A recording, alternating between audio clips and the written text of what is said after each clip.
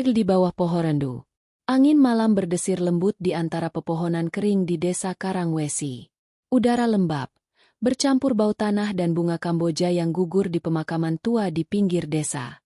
Raka menatap ke arah bukit kecil di utara, tempat pohon randu alas berdiri sendirian, menjulang tinggi seperti penjaga abadi. Sejak kecil, ayahnya melarang keras mendekati pohon itu. Katanya, di bawah akar randu tersebut tersegel sesuatu yang tak boleh disentuh manusia. Namun malam itu, rasa penasaran mengalahkan rasa takut. Raka berjalan pelan menembus kabut, membawa lampu minyak dan cangkul kecil. Di tangannya, secari kertas kuning penuh aksara Jawa kuno yang ia temukan di laci peninggalan ayahnya. Tulisan itu berbunyi, "Jangan pernah biarkan segel itu retak, karena di baliknya, Taghut menunggu." Ia tak tahu siapa Taghut, namun rasa ingin tahu menggerakkannya. Langkah demi langkah mendekat, suara jangkrik mendadak lenyap, digantikan desisan lirih seperti bisikan dari dalam tanah. "Aku menunggu, terlalu lama." Raka menelan ludah. Ia mengira itu hanya halusinasinya. Ia mulai menggali di bawah akar randu. Tanahnya keras, seperti menolak disentuh. Namun setiap cangkulannya terasa membawa hawa dingin menusuk tulang. Setelah hampir setengah jam, cangkulnya membentur sesuatu keras. Batu pipih berbentuk persegi panjang dengan simbol mata tertutup di tengahnya. Batu itu bergetar halus saat disentuh, mengeluarkan suara seperti napas dalam. Lalu dari balik akar, muncul darah hitam menetes perlahan, merembes ke tanah, dan berbau besi karat. Raka mundur panik. Tapi tanah di bawah kakinya tiba-tiba berdenyut. "Ayah, apa ini?" desisnya. Tiba-tiba terdengar suara tua dari balik kabut. "Raka, tinggalkan tempat itu." Itu suara Pak Darmo, tetua desa sekaligus sahabat ayahnya. Lelaki renta itu menatap Raka dengan mata ketakutan. "Kau gila. Segel itu penjaga dunia kita dari Taghut.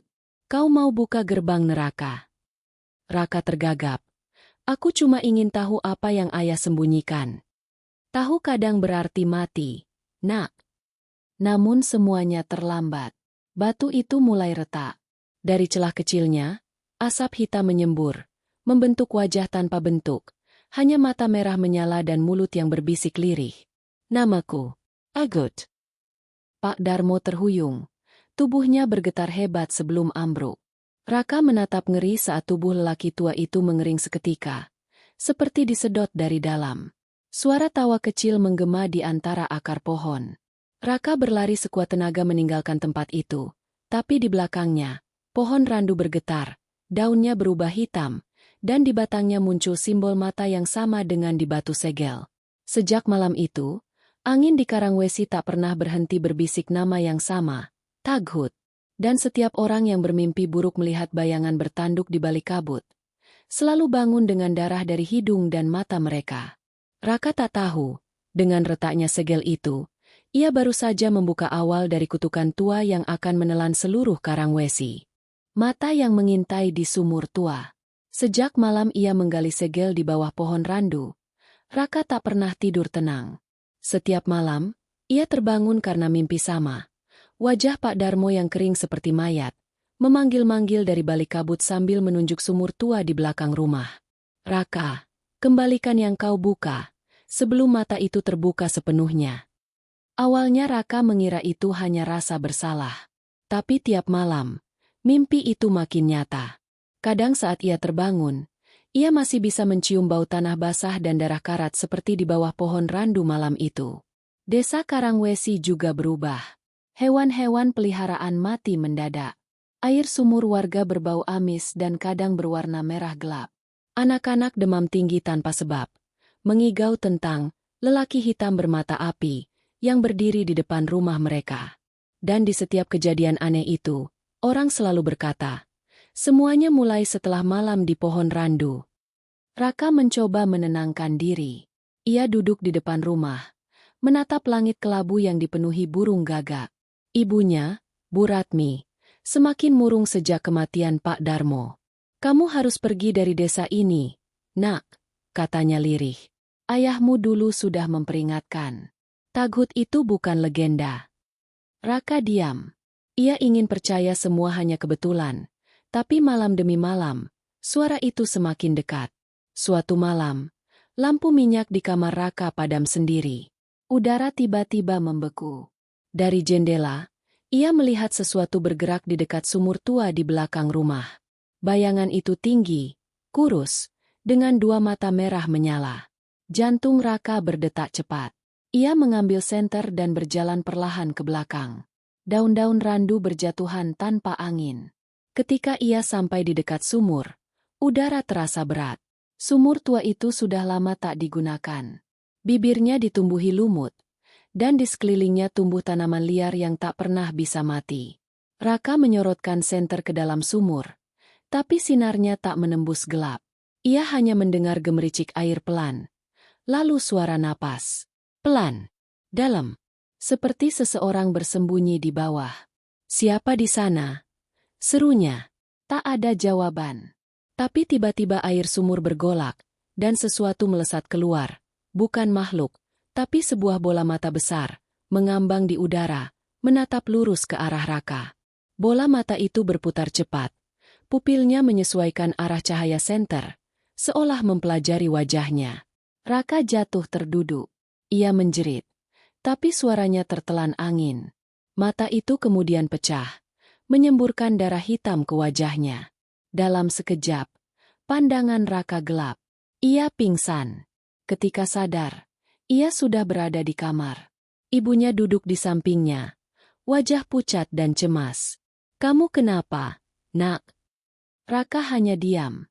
Ia menatap ke cermin di dinding, dan hatinya nyaris berhenti berdetak. Karena di pantulan itu, bayangannya tidak punya mata. Ia mengusap wajahnya, tapi matanya tetap ada di tempatnya. Namun di cermin, dua lubang hitam menganga di tempat seharusnya mata berada. Malam itu, ia tak tidur. Ia membaca kembali catatan tua ayahnya yang ia temukan di laci. Taghut tak bisa mati. Ia hanya tertidur di dalam pandangan manusia. Jika segelnya terbuka, ia akan melihat lewat mata mereka yang membangunkannya. Raka gemetar membaca kalimat itu. Melihat lewat mata mereka yang membangunkannya. Jadi Taghut kini melihat dunia melalui dirinya. Suara langkah terdengar dari luar rumah. Pelan, berat, menyeret. Raka mendekati jendela. Di halaman, ia melihat sesuatu berdiri di tepi sumur. Sosok hitam, tinggi, dengan tanduk panjang melengkung ke belakang. Di tangannya tergantung tubuh seseorang, Bu Ratmi, dengan kepala terkulai dan darah menetes dari matanya yang kosong. Raka menjerit, tapi sosok itu menatapnya lurus, dan seketika lampu-lampu di rumah padam bersamaan. Dari kegelapan, suara itu kembali berbisik lirih, seperti malam di pohon randu. "Aku melihat, lewat matamu, Raka." Sejak malam itu, mata Raka berubah. Hitamnya terlalu pekat, seperti jurang yang tak berujung. Dan siapapun yang berani menatapnya terlalu lama, selalu mengaku melihat sesuatu di dalam pupilnya. Bayangan tanduk dan api dari dunia yang tidak seharusnya ada. Darah di Batu Nisan. 3 hari setelah kematian ibunya, desa Karangwesi tenggelam dalam suasana berkabung yang aneh. Tak ada tangis, tak ada doa, hanya keheningan yang berat. Mayat Bu Ratmi ditemukan di tepi sumur dengan kedua bola mata hilang, seolah dicabut dari dalam kepala. Warga menolak memandikan jasadnya. Mereka hanya berbisik satu nama penuh ketakutan, Taghut. Raka berdiri sendirian di pemakaman desa, menatap tanah merah yang baru menutupi makam ibunya. Di depannya, batu nisan sederhana berdiri dengan nama yang nyaris tak terbaca karena hujan. Di sekelilingnya, kabut menggantung rendah, menutupi setengah tubuh Raka seperti selimut dingin. Ia berlutut, meletakkan bunga Kamboja di atas makam. "Maaf, Bu." Suaranya serak. "Semua ini salahku." Dari kejauhan, suara gamelan samar terdengar. Padahal tidak ada pesta apapun di desa. Suara itu datang entah dari mana. Mengerikan, sumbang, tapi memanggil. Raka menatap ke arah barat, ke bukit di mana pohon randu berdiri. Di sana, cahaya merah samar berpendar di antara kabut. Suara itu memanggil lagi, kali ini lebih keras. Ia mencoba menolak, tapi kakinya bergerak sendiri. Langkah demi langkah, ia meninggalkan pemakaman, menyusuri jalan tanah menuju bukit. Hatinya berdebar, matanya berair, tapi ada kekuatan yang menuntunnya. Di tengah perjalanan, ia bertemu Pak Surya, penjaga makam. Lelaki tua itu menatapnya dengan mata merah dan tangan gemetar. "Jangan ke sana, Raka," katanya lirih. "Kau bukan lagi manusia sepenuhnya. Aku bisa mencium bau kegelapan di tubuhmu." Raka berhenti, menatap lelaki itu. "Aku harus tahu apa yang terjadi. Aku harus menutup segel itu lagi." Segel itu tak bisa ditutup manusia.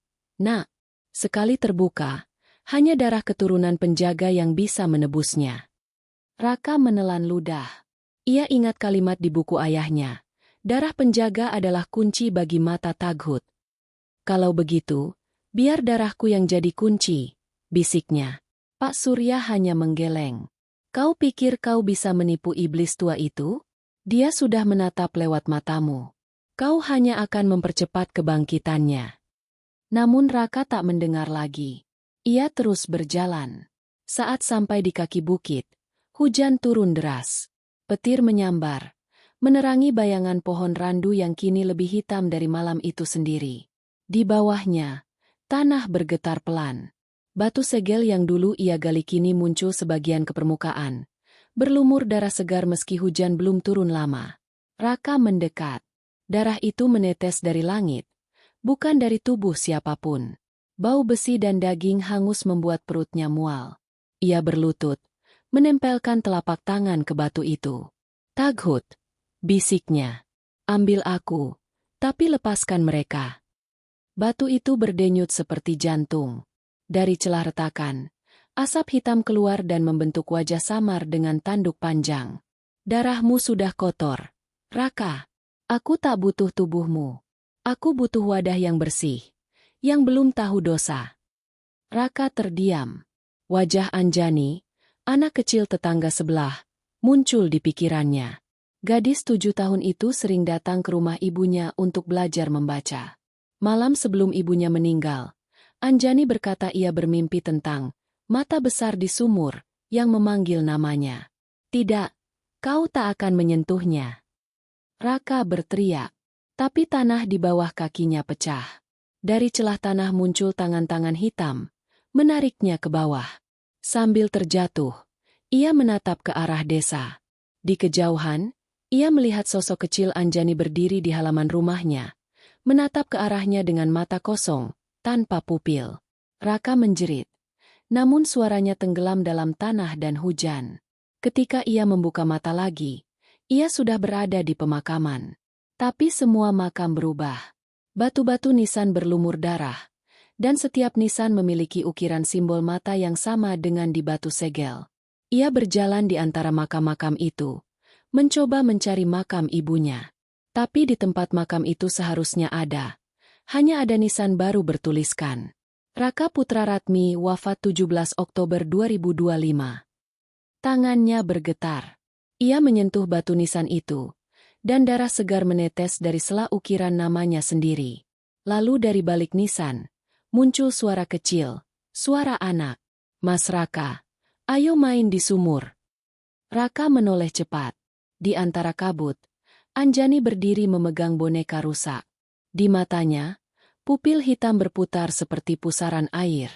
Ia tersenyum, senyum lebar yang bukan miliknya.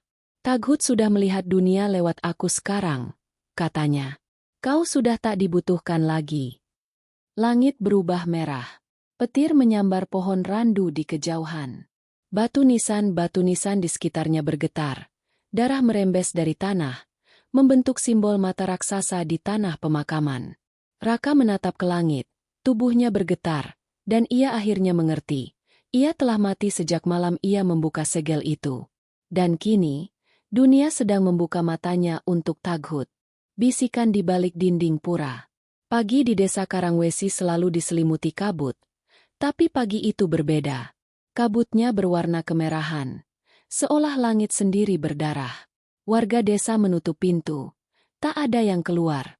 Mereka semua tahu ada sesuatu yang berjalan di antara mereka malam tadi. Sejak jasad Bu Ratmi dikubur, sejak Raka lenyap tanpa jejak, sesuatu mulai berbisik di setiap dinding rumah. Anjani duduk di beranda rumahnya, menggoyang kaki kecilnya sambil memeluk boneka rusak. Di matanya berputar cahaya merah samar. Ia menatap ke arah bukit, ke arah pohon randu alas yang kini terlihat menghitam seperti terbakar. Dia sudah bangun, katanya pelan. Suaranya bukan lagi suara anak kecil. Terlalu berat, terlalu tenang. Tinggal satu tempat lagi sebelum matanya terbuka sepenuhnya. Tempat yang ia maksud adalah Pura Karangwesi, bangunan tua peninggalan leluhur yang sudah lama ditinggalkan. Dulu, pura itu adalah tempat pemujaan para penjaga segel. Sekarang, hanya tinggal reruntuhan, dikelilingi pohon beringin dan semak berduri. Tapi di malam hari, kadang terlihat cahaya lilin di dalamnya, seolah ada yang berdoa. Hari itu, Pak Surya, penjaga makam, memberanikan diri menuju pura. Ia tahu, satu-satunya cara menghentikan kebangkitan Taghut adalah dengan menyatukan kembali potongan segel yang tersebar di 3 tempat. Pohon randu, sumur tua, dan dinding pura. Namun ia juga tahu, Taghut kini bersemayam di dalam tubuh anak kecil bernama Anjani. Langkah Pak Surya berat. Tubuhnya sudah renta, tapi ia membawa sesuatu dalam karung goni di punggungnya. Batu pipih dengan simbol mata, diambil dari reruntuhan rumah Raka. Batu itu berdenyut seperti jantung, hangat di tangannya. Saat ia mendekati Pura Karangwesi, udara di sekeliling berubah dingin. Kabut menebal, dan dari celah pepohonan terdengar bisikan lirih. Kau terlambat, Surya. Dia sudah di dalam. Pak Surya menggenggam batu segel lebih erat. Kalau memang kau sudah bangkit, aku tak akan membiarkanmu menyentuh anak itu, katanya gemetar. Ia masuk ke halaman pura. Lantai batu dipenuhi daun kering dan sisa darah hewan kurban yang sudah mengering. Di tengah ruangan utama, patung besar berbentuk makhluk bertanduk berdiri setengah rubuh. Di sekelilingnya, dinding pura dipenuhi ukiran mata yang tampak menatap hidup. Dan di bawah patung itu, duduk Anjani, diam, memeluk bonekanya. Anjani. Suara Pak Surya pelan. Gadis itu mengangkat kepala, tersenyum. Aku sudah tidak jadi Anjani lagi, Mbah. Suara itu bergema, berat, seperti berasal dari dalam tanah. Kau datang membawa bagianku, penjaga tua. Pak Surya menatap mata gadis itu. Kalau kau Taghut, kembalilah ke tempatmu. Dunia ini bukan milikmu. Dunia ini selalu milikku, jawab suara itu. Hanya manusia yang lupa. Tiba-tiba dinding pura bergetar. Dari sela ukiran mata, darah merembes keluar, membentuk tulisan tak dikenal. Batu segel di tangan Pak Surya menyala terang, lalu panas membakar kulitnya. Ia menjerit, tapi menggenggam lebih erat. Aku tidak akan menyerah. Namun suara tawa menggema. Kau pikir bisa menahan sesuatu yang sudah melihat lewat ribuan mata manusia? Aku sudah hidup di mimpi mereka, di bayangan mereka, di cermin mereka. Dari balik dinding pura, muncul bayangan-bayangan hitam menyerupai manusia. Wajah mereka kosong. Mata mereka hanyalah lubang gelap yang mengalirkan darah. Mereka berjalan mendekat, menyeret langkah seperti mayat hidup. Pak Surya melangkah mundur, lalu berlutut di depan patung. Ia mulai membaca doa kuno, mantera yang hanya diketahui para penjaga segel. Suaranya bergetar, namun semakin cepat, semakin keras. Om Adhimurti Sang Hyang Tunggal, tutuplah mata setan purba dari pandangan dunia ini. Batu segel di tangannya retak, mengeluarkan cahaya putih menyilaukan. Bayangan-bayangan itu menjerit, terbakar dalam cahaya. Tapi di tengah teriakan mereka, Anjani berdiri, tubuhnya melayang beberapa sentimeter dari tanah. Mata dan mulutnya memancarkan cahaya merah menyala. Kau pikir bisa menutup mata yang sudah terbuka? Suara ledakan mengguncang pura. Dinding-dinding retak, patung raksasa itu runtuh, dan cahaya merah keluar dari celah tanah, menerangi langit Karangwesi. Pak Surya terlempar keluar, tubuhnya berdarah. Ia menatap ke langit, melihat bayangan raksasa bertanduk di antara awan merah. Mata raksasa itu terbuka lebar di langit, menatap ke seluruh desa.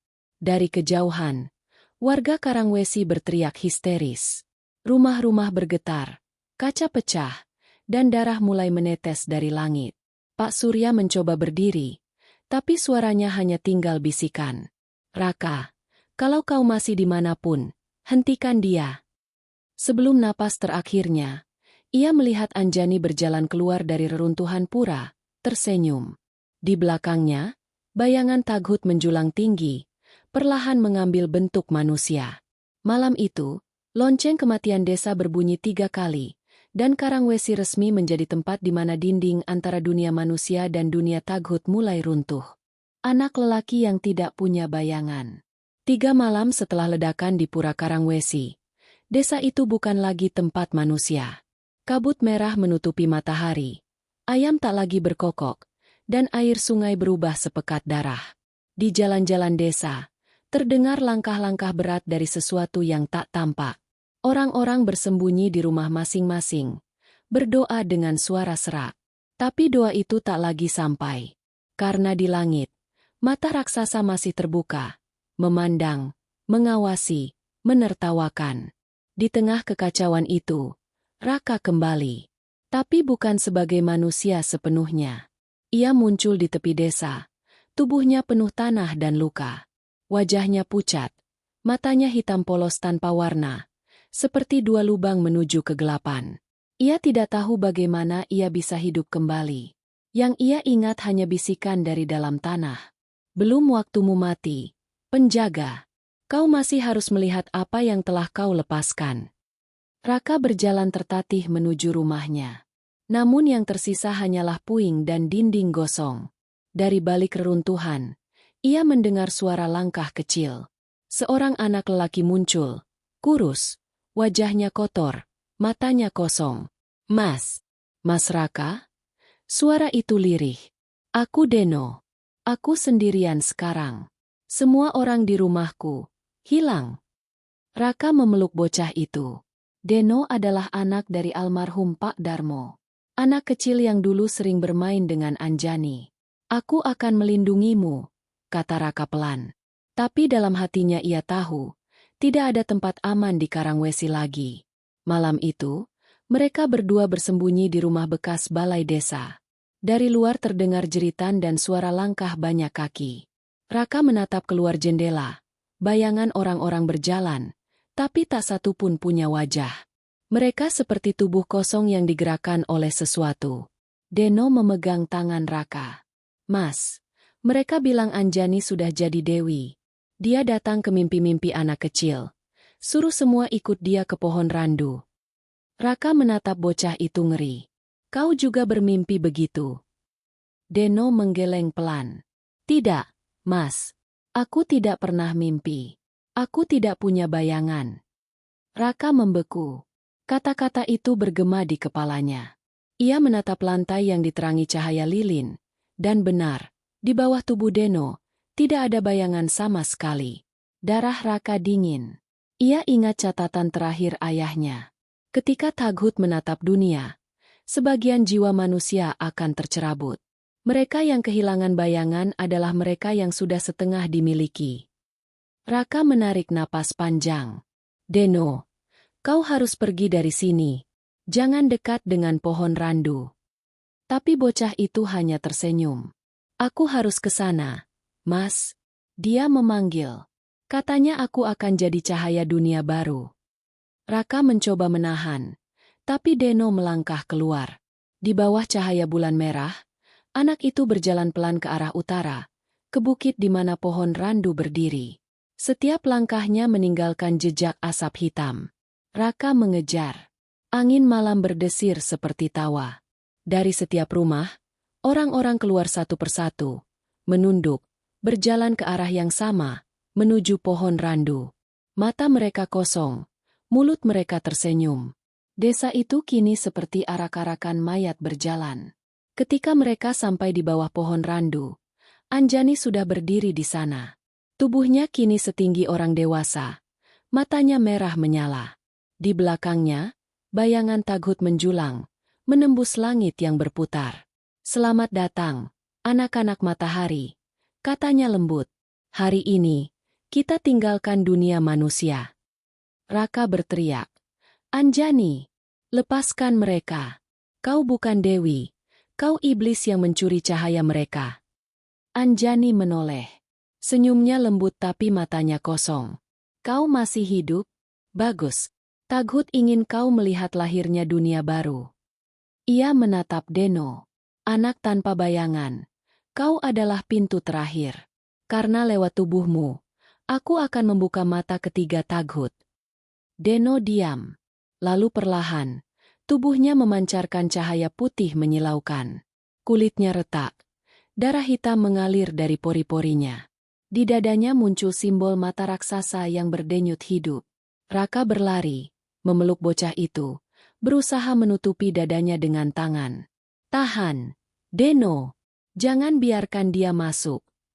Tapi suara Taghut bergema dari langit, mengguncang bumi. "Kau tak bisa menghentikan penglihatan, penjaga. Aku sudah melihat dunia lewat darahmu, lewat anak ini, lewat mata yang tak bisa tertutup." Tanah di sekitar pohon randu retak. Api keluar dari akar-akar hitam, menjilat tubuh orang-orang yang berdiri di sekelilingnya. Tapi mereka tidak menjerit. Mereka tersenyum, menatap langit, dan lenyap menjadi debu. Raka memeluk Deno lebih erat. "Kau masih bisa melawan, nak. Kau bukan miliknya." Air mata bocah itu menetes. Tapi matanya kini bercahaya. "Mas Raka, aku sudah kosong," katanya pelan. "Tapi aku bisa menutup matanya. Satu kali saja." Seketika cahaya putih meledak dari tubuh Deno, menerangi seluruh bukit. Raka terlempar jauh, menabrak batu. Saat ia bangkit, Deno sudah tidak ada. Hanya tersisa bayangan hitam terbakar di tanah, bayangan yang baru muncul setelah ia mati. Langit bergetar, dan mata raksasa di atas desa perlahan menutup sebagian. Namun Taghut belum hilang. Suara tawa dalam kabut masih menggema. Satu mata tertutup, tapi dua masih terbuka. "Kau belum menang, penjaga." Raka menatap bukit yang kini penuh abu, lalu bersumpah dengan suara parau. "Aku akan menutup semua matamu, Taghut, meski dengan darahku sendiri." Dan di kejauhan, dari balik kabut, dua cahaya merah kembali terbuka, menandakan kebangkitan yang belum selesai. Perjanjian di tengah hujan merah. Langit Karangwesi tak lagi mengenal pagi. Sejak malam ledakan cahaya dari tubuh Deno, matahari tak pernah muncul lagi. Hujan turun setiap hari, bukan air, melainkan tetesan merah yang lengket, berbau besi dan belerang. Warga yang masih hidup menutup diri di rumah, tak berani menatap keluar jendela. Karena di luar sana, bayangan orang-orang yang sudah mati berjalan tanpa arah, berbisik nama yang sama di antara rintik darah, Taghut. Raka berjalan di tengah hujan merah itu. Wajahnya penuh luka, kulitnya mulai memucat seperti abu. Namun di matanya tersisa sesuatu yang belum padam, tekad untuk menutup mata iblis itu selamanya. Ia sudah kehilangan segalanya. Ibunya, Deno, bahkan jiwanya sendiri mungkin sudah tak utuh. Tapi ada satu tempat terakhir yang belum ia datangi, satu tempat yang disebut dalam kitab warisan ayahnya, Goa Pamungkas, tempat di mana penjaga pertama pernah membuat perjanjian darah dengan Taghut ribuan tahun lalu. Malam itu, ia berjalan menuju timur desa, menembus hutan lebat yang sunyi. Pohon-pohon kering menjulang seperti tulang raksasa, dan setiap langkahnya menimbulkan suara gemeretak. Hujan masih turun, tapi tak ada genangan, seolah tanah menelan darah itu. Sesampainya di mulut goa, udara berubah dingin. Di atas pintu batu tertulis aksara kuno. Yang masuk tanpa perjanjian akan menjadi milik mata. Raka menatapnya lama. Ia tahu yang dimaksud, mata, bukan sekadar simbol. Itu adalah entitas, kekuatan yang mengintai dari balik dunia. Tapi ia tak punya pilihan. Ia masuk. Goa itu gelap, panjang, dan berbau tanah bercampur darah basi. Dindingnya dipenuhi ukiran aneh. Manusia tanpa wajah, mata raksasa di langit, dan simbol lingkaran dengan 3 titik di dalamnya. Di tengah ruangan terdalam, berdiri altar batu hitam dengan mangkuk besar berisi cairan merah tua yang masih hangat.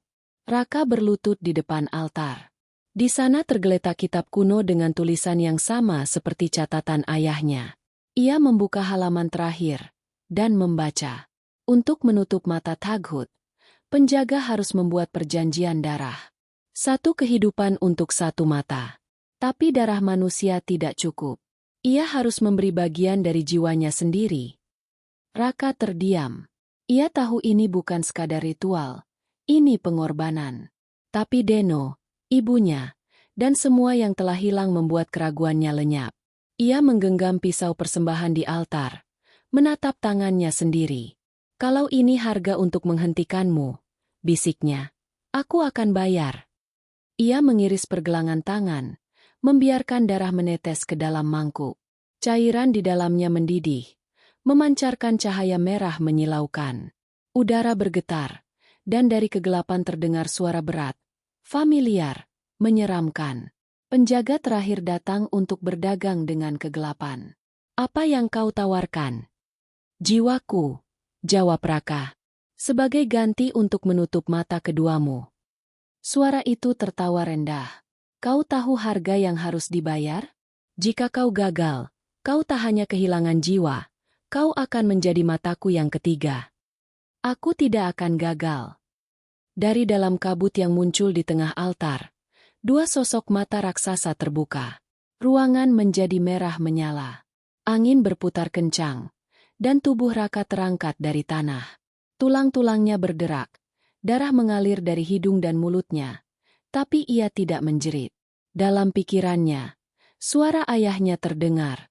Jangan lawan dengan amarah, nak, lawan dengan pengorbanan. Raka menutup matanya. Ia mengucapkan mantera kuno dari dalam kitab. Suaranya bergetar. Wong kang murka dadi peteng, wong kang suci dadi padang. Aku, Raka, nyawaku dadi segel kanggo langit sing melek. Cahaya putih keluar dari dadanya, menembus langit-langit goa. Di luar, hujan merah berhenti sesaat. Mata raksasa di langit bergetar hebat, lalu satu di antaranya, mata kiri, perlahan menutup. Jeritan Taghut mengguncang bumi. Kau bodoh, penjaga. Menutup mataku tak membuatmu menang. Kini kau bagian dariku. Cahaya di dalam goa berubah hitam. Raka terhempas ke tanah. Tubuhnya terbakar dari dalam. Di dada kirinya, muncul luka berbentuk mata yang terus berdetak, seolah hidup. Ia terengah, mencoba bangun, tapi suaranya nyaris hilang. Aku masih hidup. Gumamnya lemah. Suara Taghut bergema pelan. Satu mata tertutup. Tapi sekarang kau segelku. Raka, dunia akan mengenalmu sebagai perantara. Langit di luar kembali hujan darah. Tapi kali ini lebih tenang. Orang-orang yang selamat di desa mulai bermimpi aneh. Mereka melihat sosok Raka berdiri di bawah pohon randu. Darah menetes dari matanya yang hitam. Dan di belakangnya, mata raksasa di langit tinggal satu yang terbuka. Raka kini adalah penjaga dan korban sekaligus. Ia menahan dunia agar tidak hancur, tapi juga menjadi bagian dari kegelapan yang ia lawan. Dan jauh di dalam goa, suara bisikan itu masih menggema. Satu mata tinggal. Ketika yang terakhir terbuka, dunia ini tak lagi punya pagi. Kuburan yang menolak tenang. 3 hari setelah ritual di Goa Pamungkas, tanah Karangwesi tak lagi diam. Setiap malam, suara gemeretak tanah terdengar dari arah pemakaman desa. Batu nisan bergetar, retak, dan satu persatu kubur mulai terbuka. Bukan karena digali manusia, tapi karena penghuninya sendiri keluar. Raka berdiri di tengah kuburan itu. Tubuhnya kini pucat sepenuhnya. Urat-urat hitam merambat dari dada ke wajah. Di dada kirinya masih berdenyut lambat luka berbentuk mata, seolah menatap dari dalam kulitnya. Ia tak lagi merasa lapar, tak mengantuk, dan tak tahu apakah masih bernapas. Tapi ia tahu satu hal, mata terakhir Taghut masih terbuka. Di kejauhan, suara gamelan kembali terdengar, lirih, terdistorsi, seperti dimainkan oleh tangan-tangan mayat. Raka tahu itu bukan suara manusia. Itu panggilan. Setiap kali suara itu muncul, tanah di sekitarnya berdenyut, dan dari bawah muncul tangan-tangan pucat, tubuh-tubuh membusuk, wajah-wajah yang pernah ia kenal. Para tetangga, sahabat masa kecil, bahkan Pak Surya, penjaga makam terakhir. Raka menatap mereka dengan pilu. Aku tidak ingin melawan kalian. Tapi tubuh-tubuh itu melangkah maju, kosong, tanpa jiwa, seperti dikendalikan oleh satu kesadaran besar. Suara Taghut terdengar dari dalam dadanya. Mereka bukan lagi milik dunia. Mereka bagian dari pandanganku. Setiap orang yang kau kenal kini melihat dunia dari mataku. Raka. Raka menutup telinga, berusaha menahan suara itu. Tapi bisikan itu tidak berasal dari udara. Ia muncul langsung di dalam kepalanya. Ia berlutut, menggenggam tanah yang basah darah. Cukup. Aku sudah menyerahkan jiwaku. Kau sudah menutup dua matamu. Mengapa kau masih mengganggu mereka? Suara itu tertawa pelan. Karena aku tidak pernah menginginkan kemenangan, penjaga. Aku ingin saksi. Aku ingin kau melihat dunia runtuh dengan matamu sendiri. Di saat itu, salah satu jasad mendekat. Tubuhnya membusuk, tapi wajahnya masih bisa dikenali. Ibu Raka, Bu Ratmi. Matanya kosong, tapi bibirnya bergetar, membentuk kata yang membuat darah Raka berhenti mengalir. Raka, tolong, jangan biarkan aku hidup begini. Raka gemetar. Ia ingin berlari, tapi kaki seolah menancap ke tanah. Tangannya terangkat tanpa sadar, dan dari luka di dadanya, cahaya merah menyala. Seketika, tubuh ibunya terbakar, berubah menjadi abu yang berterbangan ke langit. Suara Taghut bergema lagi. Puas. Lihat, kau pembunuh yang sempurna. Kau segel sekaligus pedangku. Raka menjerit. Diam. Tanah bergetar hebat, nisan-nisan pecah, dan dari bawah tanah muncul sesuatu yang lebih besar. Patung batu Taghut, separuh terkubur, namun kini mulai bergerak. Tanduknya menembus langit. Tubuhnya terdiri dari ribuan tulang manusia yang saling melekat. Dari setiap rongganya, suara rintihan terdengar, seperti doa yang tak pernah sampai. Raka sadar, itu bukan sekadar patung. Itu tubuh Taghut yang sedang membangun dirinya sendiri dari sisa-sisa manusia Karangwesi. Ia berlari ke altar tua di tengah pemakaman, tempat ayahnya dulu biasa berdoa. Di sana tersisa kitab kulit tua, lembab dan berjamur. Halamannya terbuka sendiri, dan tulisan kuno muncul dengan cahaya samar. Jika segel terakhir gagal dibentuk, kubur akan menolak tenang. Dunia atas dan bawah akan menyatu.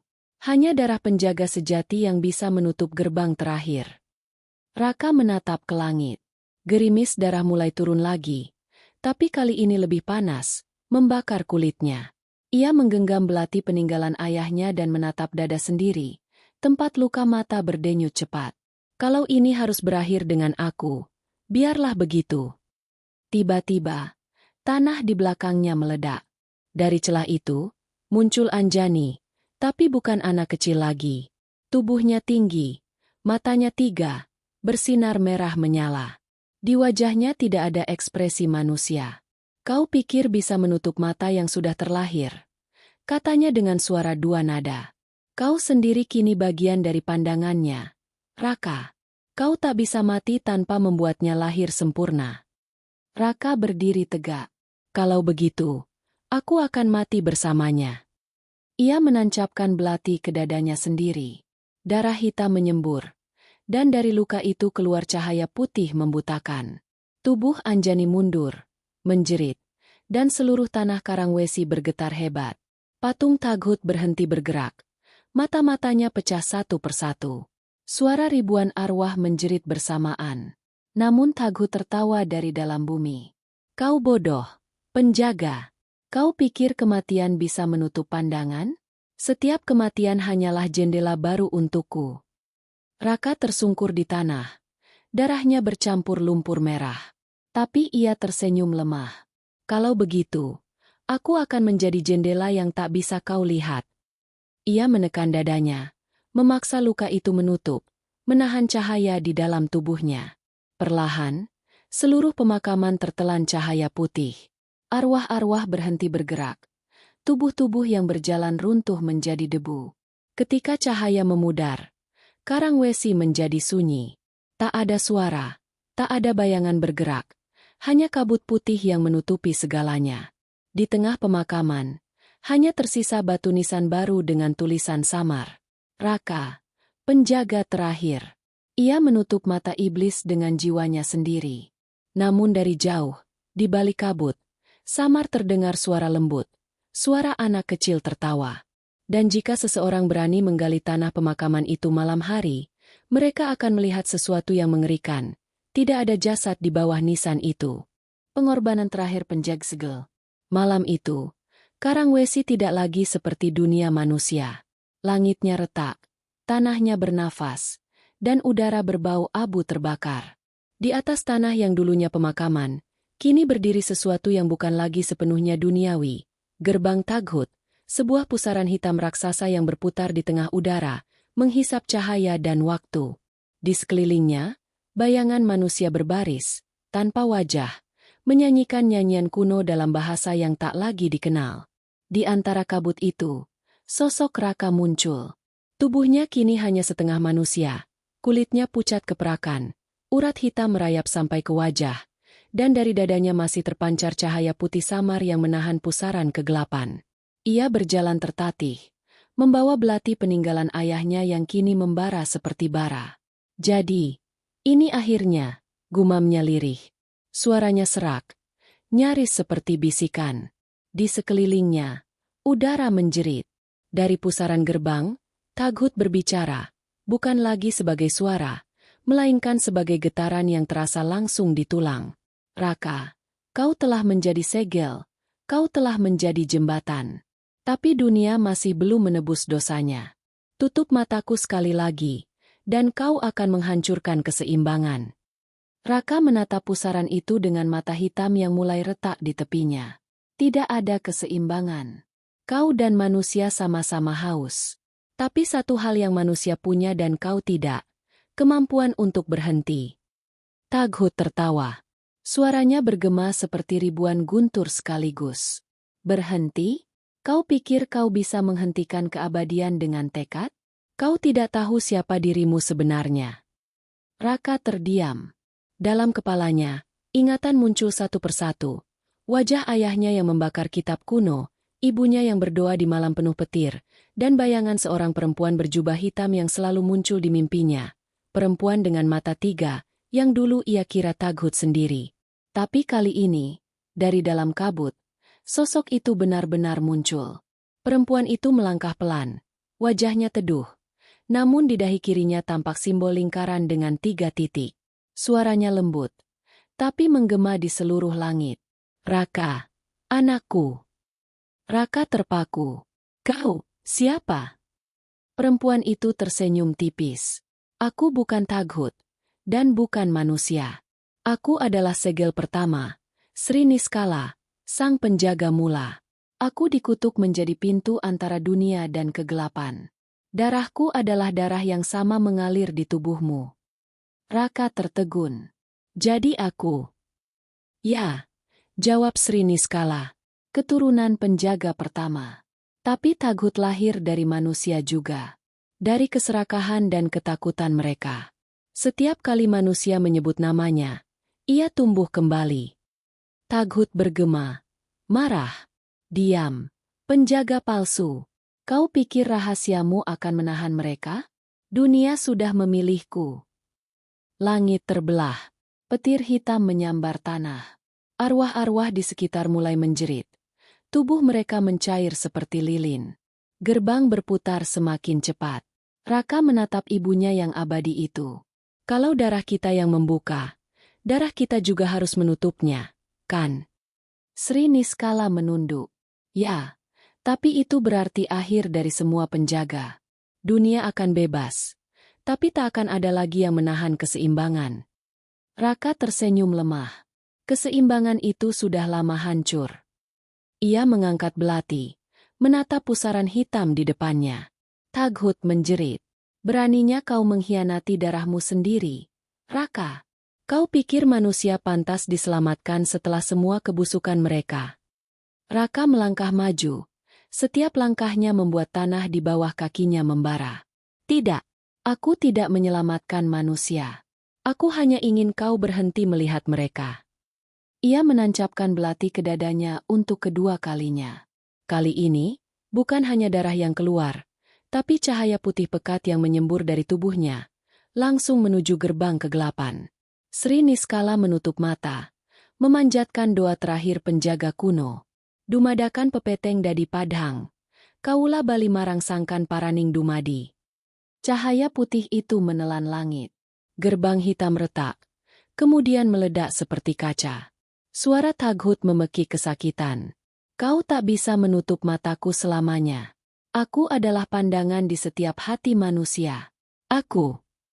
Suara itu menghilang. Hanya angin sunyi tersisa. Saat kabut mengendap, Sri Niskala berdiri di atas tanah yang kini gersang. Tidak ada Raka. Tidak ada gerbang. Hanya satu batu hitam yang berdenyut pelan. Di tengahnya terukir simbol mata tertutup. Ia menatap batu itu lama. Air mata menetes. Anakku, kau telah menutup mata dunia. Tapi siapa yang akan menjaga cahaya? Langit perlahan berubah abu-abu. Hujan turun untuk pertama kalinya. Hujan air, bukan darah. Karangwesi seakan hidup kembali. Pohon-pohon tumbuh cepat, menutupi reruntuhan desa. Namun di antara dedaunan muda itu, di bawah batu hitam yang tenang, terdengar detak halus, seperti jantung yang belum benar-benar berhenti.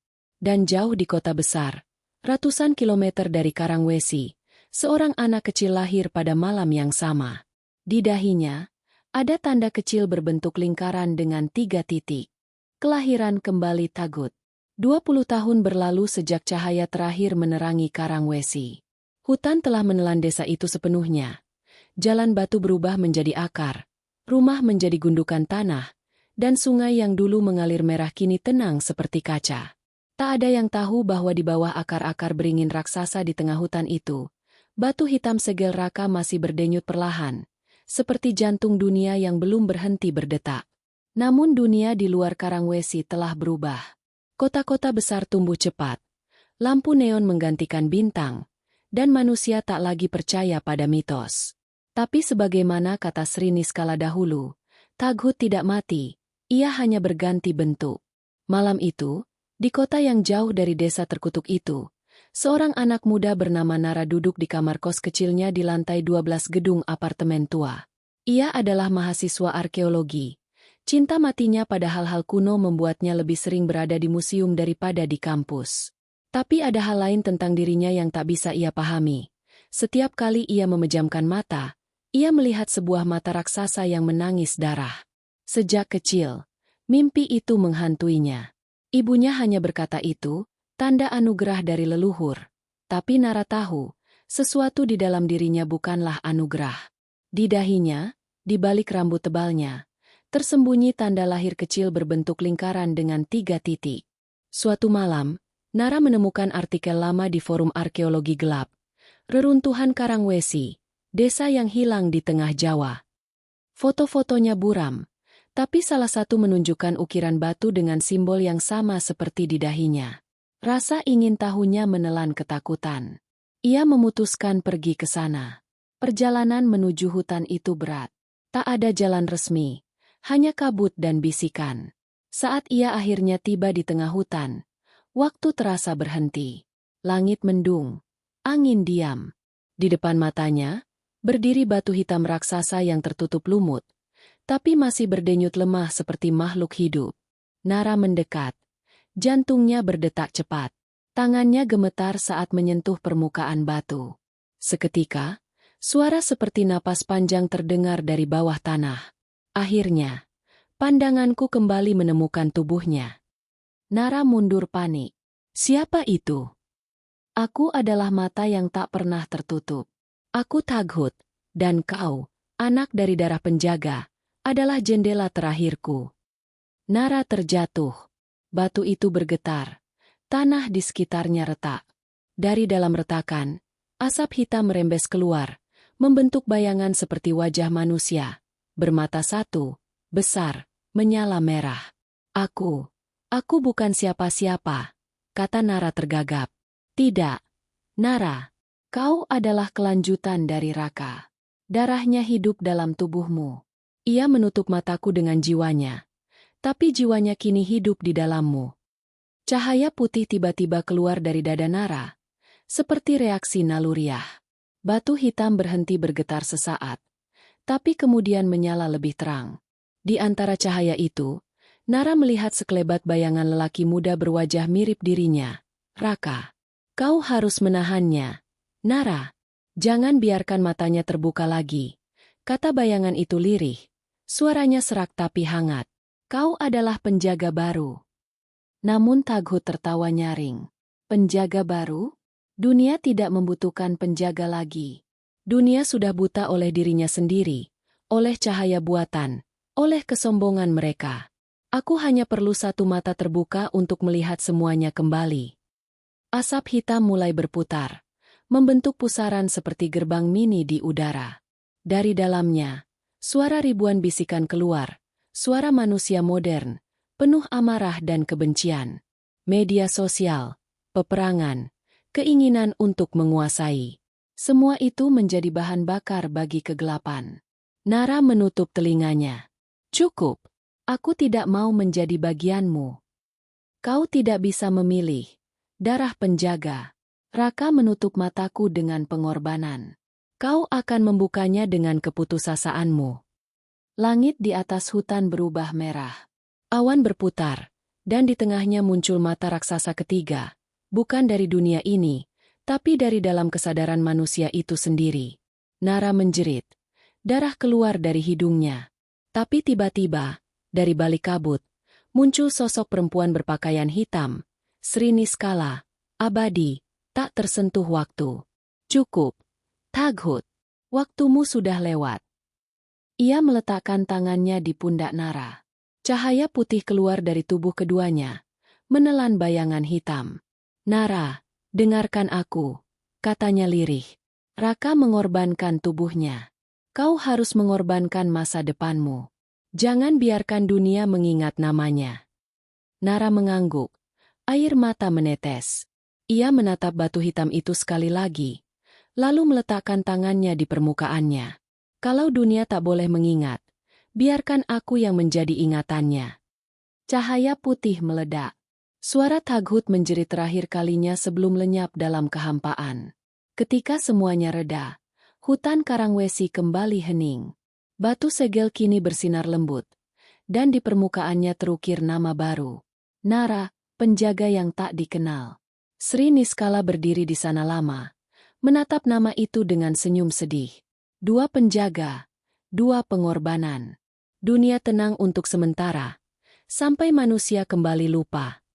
Dan di kota, puluhan ribu kilometer dari sana, layar-layar ponsel menyala bersamaan. Sebuah video misterius muncul di seluruh media. Mata merah besar menatap langsung ke kamera. Sebuah suara berbisik pelan di balik bising dunia digital. Aku tidak butuh darah untuk melihat. Aku cukup dengan tatapan kalian. Cahaya layar berkedip. Mata itu berkedip balik. Taghut mata dunia telah terbuka kembali.